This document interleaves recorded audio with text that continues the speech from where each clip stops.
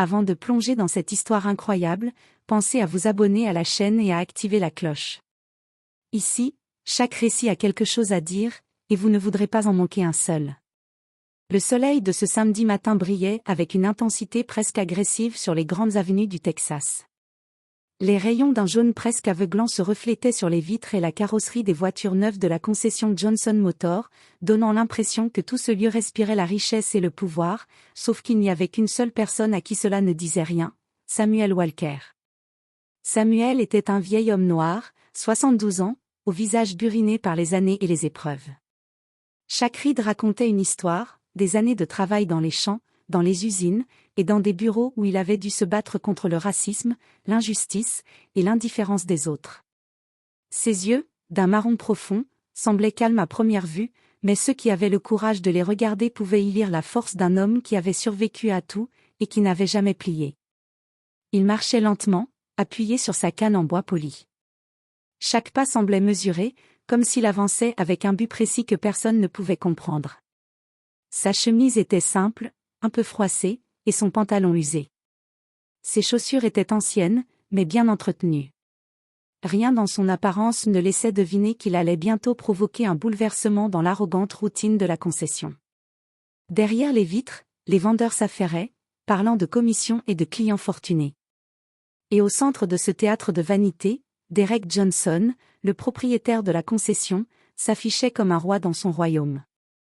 Derek était un homme blanc d'une quarantaine d'années, arrogant, sûr de lui, habitué à ce que les gens obéissent à son autorité. Il aimait se vanter de sa réussite, de ses voitures, de son pouvoir. Pour lui, les clients étaient des chiffres et l'apparence définissait la valeur d'une personne. Quand Samuel franchit les portes coulissantes de la concession, l'air sembla changer. Un silence presque imperceptible s'installa, comme si les murs eux-mêmes retenaient leur souffle. Les employés échangèrent des regards, hésitant entre curiosité et malaise. Derek, de son côté, fixa Samuel de haut en bas, son arrogance se mêlant à une irritation croissante. Il ne savait pas encore pourquoi, mais il ressentait déjà une menace invisible, cet homme ne ressemblait à aucun de ses clients habituels. Samuel avança, lentement, vers une voiture noire, brillante, qui trônait au milieu du showroom. Il posa sa main dessus, non pas pour acheter, mais comme pour sentir la mémoire du métal, la puissance contenue dans ce moteur silencieux. Un jeune vendeur, Kyle, s'approcha avec prudence. « Bonjour, monsieur, je peux vous aider ?» Samuel tourna légèrement la tête, un sourire discret sur les lèvres. « Je voudrais voir cette voiture. Je pense l'acheter. » Mais avant que Kyle ne puisse répondre, Derek surgit. Ses pas résonnèrent comme des menaces sur le sol carrelé. « Laisse, Kyle. »« Je m'en occupe, » dit-il, d'une voix coupante. Il fixa Samuel avec un mélange de mépris et d'hostilité. Son regard semblait dire « Vous n'êtes pas le bienvenu ici. » À ce moment précis, Samuel comprit que ce n'était pas la voiture qui était en jeu, mais la dignité de sa vie entière. Et Derek, lui, ne savait pas que ce vieil homme qu'il jugeait sans valeur allait bientôt lui montrer qu'il venait de faire la pire erreur de sa vie. Samuel sourit légèrement, respira calmement, et continua d'avancer. Chaque pas était mesuré, précis, comme s'il marchait vers un moment qu'il avait attendu toute sa vie. Et dans ce simple geste, il portait la force silencieuse de toutes les années où on l'avait sous-estimé et humilié. Ce samedi-là, dans la lumière crue du Texas, Derek Johnson allait découvrir que l'arrogance a toujours un prix. Et que certaines leçons, on les paie très cher. L'air à l'intérieur de Johnson Motor était frais, climatisé, mais il n'arrivait pas à apaiser la chaleur qui semblait irradier de Derek Johnson. Chaque regard de Samuel Walker semblait pénétrer son arrogance, comme si l'homme lisait dans ses pensées. Samuel s'avança lentement vers la voiture noire qu'il avait repérée à l'extérieur, un modèle dernier cri, brillante comme un bijou sous les spots du showroom. Ses doigts effleurèrent la carrosserie, et Derek sentit une irritation sourde. Comment ose-t-il toucher une voiture comme celle-ci sans être un vrai client ? « Bonjour monsieur, comment puis-je vous aider ?» demanda Kyle, le jeune vendeur, avec une politesse qui trahissait sa nervosité. « Je veux voir cette voiture. »« Je pense l'acheter, » répondit Samuel calmement, sa voix posée mais ferme. Derek surgit alors, interrompant Kyle. Sa démarche était rapide, presque théâtral. Laisse tomber, Kyle. Je m'en occupe, dit-il d'une voix autoritaire. Il fixa Samuel, le dévisageant de la tête aux pieds. Ses yeux brillaient d'arrogance, mais aussi d'une pointe de défi. Écoutez, ce véhicule n'est pas pour vous, dit Derek avec un ton condescendant. Samuel ne montra aucune colère. Il prit une respiration profonde et répondit lentement.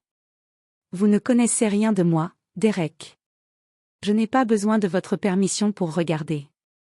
Derek éclata presque de rire, les épaules redressées, sûr de son pouvoir. Nous ne sommes pas un musée. Ici, les gens achètent. Pas les rêveurs ou les curieux. Vous comprenez? L'atmosphère devint électrique. Les employés baissèrent les yeux, certains se mordant la lèvre, mal à l'aise. Kyle tenta d'intervenir, mais Derek l'interrompit d'un geste sec. Silence. Sortez. Samuel sourit faiblement, et sa voix resta calme, mais tranchante. Vous me demandez de partir, parce que je suis vieux, ou parce que je suis noir? Un silence glacial s'installa. Derek sentit le rouge lui monter aux joues, mais il refusa de céder. Parce que vous n'avez pas l'air d'avoir les moyens, point final, répondit-il, sa voix tremblante d'orgueil. Samuel fit un pas en arrière, posa lentement sa main sur sa canne et dit, sans colère. Très bien. Je pars. Puis, d'un pas mesuré, il quitta le showroom. Il ne cria pas. Il n'insulta pas. Il ne fit aucun geste dramatique. Mais dans le silence qu'il laissait derrière lui, il y avait une tension palpable. Chaque employé retenait son souffle. Même Derek, malgré son arrogance, sentit un frisson de malaise, quelque chose venait de se passer, quelque chose qu'il n'avait pas prévu. Samuel sortit, mais dans son regard, on pouvait lire la certitude tranquille d'un homme qui savait exactement ce qu'il faisait et ce qu'il représentait. Derek, lui, resta immobile, incapable de bouger, incapable de parler. Pour la première fois, dans sa vie de propriétaire sûr de lui, il se sentit petit. Et ce petit frisson qu'il ressentait n'était que le début de son cauchemar. Le silence de la concession après le départ de Samuel pesait lourd. Derek restait figé, les mains crispées sur le comptoir. Ses employés échangeaient des regards inquiets, murmurant entre eux. Kyle, le jeune vendeur, était particulièrement nerveux. Il savait que Derek venait de franchir une ligne. Soudain, le téléphone de la réception retentit, brisant le calme pesant. Kyle sursauta et décrocha. Johnson Motor, bonjour. Une voix grave et autoritaire résonna au bout du fil. Ici Mark Reynolds, directeur régional de la chaîne. Je veux parler immédiatement au propriétaire. Kyle sentit son cœur se serrer. Il passa le combiné à Derek, qui répondit d'un ton faussement confiant. Derek Johnson à l'appareil. On m'a rapporté qu'un vieil homme noir a été humilié et expulsé de votre concession aujourd'hui. Confirmez-vous cela? Demanda Mark Reynolds, d'une voix glaciale. Derek sentit une goutte de sueur couler le long de sa tempe. Il hésita. Ce n'était rien, un type sans moyens. Un silence oppressant suivit. Puis la voix tomba comme un coup près. Ce pauvre type s'appelle Samuel Walker. Derek cligna des yeux, incrédule. Et, alors? Il est l'un de nos investisseurs principaux, poursuivit Reynolds. Il possède des parts dans plusieurs concessions. Et vous venez de lui manquer de respect, devant votre équipe et vos clients. Le monde de Derek sembla s'écrouler autour de lui. Son arrogance, son mépris, son sentiment de pouvoir, tout venait de s'effondrer en un instant. Écoutez, je peux expliquer, balbutia Derek. Non, coupa sèchement Reynolds. Vous allez l'appeler. Vous allez vous excuser. Et vous allez espérer qu'il accepte encore de faire affaire avec vous. Derek sentit un vertige. Son esprit tournait à toute vitesse. Il pensait avoir tout sous contrôle, et maintenant il se rendait compte qu'il venait de déclencher une tempête dont il ne percevait même pas l'ampleur. Après avoir raccroché, Derek resta figé, incapable de bouger. Ses mains tremblaient légèrement. Le regard de ses employés pesait sur lui comme un jugement silencieux.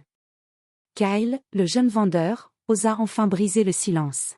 « Monsieur, vous devriez, peut-être l'appeler maintenant. Derek hocha la tête, conscient qu'il n'y avait plus d'échappatoire. Chaque seconde de retard rendait la situation plus dangereuse. Samuel Walker n'était pas seulement un client potentiel, il était un homme de pouvoir, un homme qu'on ne pouvait ignorer. Avec une respiration profonde, Derek prit son téléphone et composa le numéro de Samuel. Chaque sonnerie semblait durer une éternité. Puis, d'une voix calme et ferme, Samuel décrocha. « Bonjour. » Derek sentit sa gorge se serrer. Il ne savait pas par où commencer. Mais il savait que ses excuses devaient être parfaites, sincères, parce que le moindre faux pas, il perdrait tout. « Monsieur Walker, je tiens à m'excuser pour mon comportement d'hier, balbutia-t-il. J'ai mal jugé, Samuel l'écouta en silence. Puis il répondit simplement, mais avec une force tranquille qui fit trembler Derek. Vous n'avez pas seulement mal jugé. Vous avez jugé toute une vie de dignité, sans savoir. Le poids de ces mots s'abattit sur Derek comme un marteau. Il savait, à cet instant précis, que la partie venait à peine de commencer. Le lendemain matin, la lumière du soleil pénétrait à peine dans le showroom de Johnson Motors. Les voitures semblaient plus brillantes, mais l'ambiance était lourde, presque étouffante. Les employés, qui hier encore riaient et parlaient, marchaient à pas lents, évitant le regard de Derek. Puis, la porte s'ouvrit. Samuel Walker entra. Lentement. Majestueusement. Son visage affichait toujours ce calme tranquille, mais ses yeux bruns étaient comme des flammes discrètes, pleins de gravité. Derek sentit son cœur s'arrêter un instant. Chaque muscle de son corps se tendit. Il voulait s'avancer, parler, s'excuser, mais les mots semblaient coincés dans sa gorge. Samuel marcha vers le milieu du showroom, là où se trouvait la voiture noire qu'il avait admirée la veille. Il ne parla pas immédiatement. Il observa silencieusement Derek, Kyle, et les autres employés. Le silence pesait lourd, chaque seconde s'étirant comme une éternité. Monsieur Walker, balbutia Derek, la voix tremblante. Je tiens à m'excuser. Hier, j'ai mal jugé. Samuel tourna lentement la tête vers lui, un léger sourire triste aux lèvres. Vous ne m'avez pas seulement jugé, Derek. Vous avez jugé chaque personne qui me ressemble. Et vous l'avez fait sans réfléchir, sans comprendre. Les mots frappèrent Derek comme un coup de tonnerre. Son arrogance, son sentiment de supériorité, sa certitude que rien ne pouvait lui arriver, tout s'effondra en un instant. Il voulait parler, se justifier, mais Samuel ne lui en laissa pas le temps. « Je suis venu ici pour acheter une voiture, » dit Samuel calmement, « mais il y a autre chose. J'ai été patient. J'ai observé. Et j'ai décidé que vous alliez voir les conséquences de vos actes. » Il sortit un chèque. Derek blêmit en voyant le montant, énorme. Le chèque était signé et prêt à être encaissé. « Je vais acheter 3 voitures. Une pour moi, une pour ma fille, et une pour mon petit-fils. » Content. « Mais pas ici, dit Samuel. » Derek sentit le sol se dérober sous lui. Chaque muscle de son corps était paralysé. Il avait cru que cet homme était faible, qu'il pouvait l'intimider, l'humilier, mais en réalité, il venait de découvrir que Samuel Walker avait le pouvoir qu'il pensait posséder. Samuel se tourna alors vers Kyle, le jeune vendeur, qui observait la scène les yeux écarquillés. « Merci pour votre gentillesse hier, jeune homme. Vous méritez mieux qu'un patron qui ne voit pas la valeur des gens. » Puis Samuel sortit, laissant Derek seul dans le showroom, vidé, honteux, incapable de parler. Les clients présents la veille avaient déjà commencé à parler, et les murmures sur l'arrogance de Derek se transformèrent rapidement en histoire de la ville entière. Derek resta figé devant les voitures brillantes, entouré d'un silence écrasant. Il venait de comprendre que l'arrogance a toujours un prix. Et pour la première fois de sa vie, il se sentit petit, impuissant, et totalement responsable de ses actes. Ce jour-là, dans le silence du showroom, Derek Johnson réalisa que certaines leçons ne peuvent être évitées, et que certaines erreurs se paient très cher. Les jours qui suivirent furent un cauchemar pour Derek Johnson. La nouvelle de son comportement envers Samuel Walker s'était répandue comme une traînée de poudre. Les clients fidèles de Johnson Motors commençaient à se détourner, et les concurrents se pressaient pour profiter de sa réputation ternie. Chaque appel qu'il recevait semblait lui rappeler son erreur. Mais ce fut un appel particulier qui fit tomber la dernière façade de son arrogance. Le téléphone sonna dans le bureau de Derek un mercredi matin. Il décrocha avec une nervosité qu'il n'avait jamais connue. « Derek, ici Mark Reynolds. Après votre dernier incident, je dois vous informer. Vous êtes suspendu de vos fonctions de propriétaire, en attendant une enquête interne. » Derek sentit son cœur s'arrêter. Suspension. Enquête. Possibilité de perdre tout ce qu'il avait construit.